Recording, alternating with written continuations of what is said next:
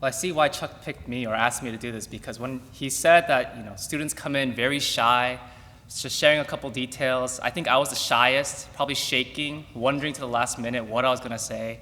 And now maybe this is just a nice bookend to just see how the growth of a shy student just coming in for the first time, not knowing, and coming in and seeing the growth that the seminary has provided for me. I mean, as I thought about what I would share this evening, I thought the best way to do it was simply to write a letter. Write a letter to that shy student who first came to seminary and give him a little taste of what he would get here. The good and the bad, the sour and the sweet. And so I'm going to be reading my letter, and hopefully this gives you a glimpse into just the fun and just maybe the little less fun things of seminary, and just to enjoy that tonight. All right, so here we go. Dear Dan, congrats on making it into West Cal.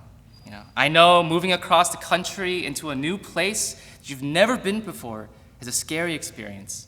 And so I'm writing this to you to give you a heads up on what you can expect during your time at Westminster Seminary, California. You'll start seminary with the one and only Dr. Clark, who will tell you on the first day that you're already behind. Good luck. Good luck. All the facts he's going to throw at you are going to be overwhelming, and you're going to feel like you're drowning. But know that he really does love you and wants you to learn well and do well at seminary. And then there's Dr. Glomsrud. He'll play music from the 16th to 18th centuries right before his lectures. And just to make sure and to remind him that we're in the 21st century, help out your fellow student in hijacking his speaker and making sure right before lecture starts, All Star by Smash Mouth starts playing and he doesn't know what to do and freaks out. Welcome to the 21st century, Dr. Glomsrud. You can't have a full West Cal experience without deep study in the languages. And who better to take you into the depths of the Hebrew than Dr. Van E., whose depth of lectures is only matched by the depth of his voice. Or take Suzer and Dr. Estelle, who will not only teach you about the covenant of works, but make sure you experience every aspect of that in the class. Yet both, as they continue to expound the Hebrew to you, will explain to you and help you navigate the riches of the Hebrew text and experience the beauty, both in your mind and your experience just as a person, the covenant of grace. And then prepare to be taken into the second century by Dr. Ba. He's going to retire while you're there, but all you have to remember from his class is just be Greek. Just be Greek, know Greek, just do it. And just go with him on that ride. And once he leaves, don't be afraid to reach out to the new professors, Dr. Brennan and Dr. Bittner. You see, behind the driest humor you have ever heard to what is quite a paradox, the firmest gentleness that I've seen in a man, they'll teach you how to love and cherish the gospel and also to love and cherish God's people all the more. For systematics, you'll have a little flurry of professors. You have Dr. Horton, who will take you into the mystical realms of the Christian mind. I still don't know if I'm there or I've come back, but we'll see. We're still going. Then you have Dr. Riddlebarger, who will constantly remind you that coffee making is a spiritual gift. Remember that coffee making is a spiritual gift. And last but not least, you have Dr. Van Drunen, who is both precise in his doctrines and efficient with his time. Because you see, he's not just teaching, he's exercising.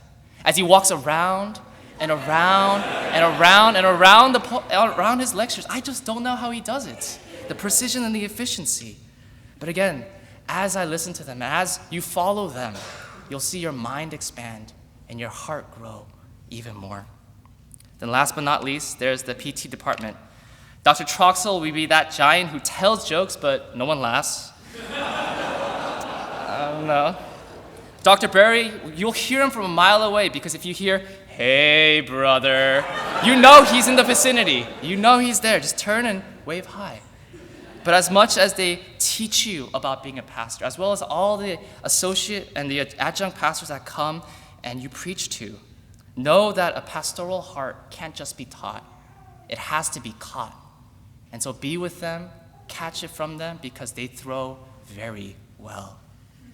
And there are many more amazing men and women at the seminary, the administration that keeps the seminary functioning without us even seeing them, the Dean of Students, Chuck Tedrick, who is everywhere and nowhere at the exact same time because he's being all things for all students. And last but not least, the real President Kim, not the WSA, but the real President Kim, who as much as he makes fun of you, he also inspires you to be more and to grow more. You'll share countless conversations, meals, tears with fellow students, but most importantly, you'll cherish Christ and his gospel because of your time here. And once you graduate, you'll look back and remember that the Lord has provided abundantly and proved himself faithful time and time again. So trust the process and enjoy seminary to the fullest because it's an unforgettable ride. Thank you so much.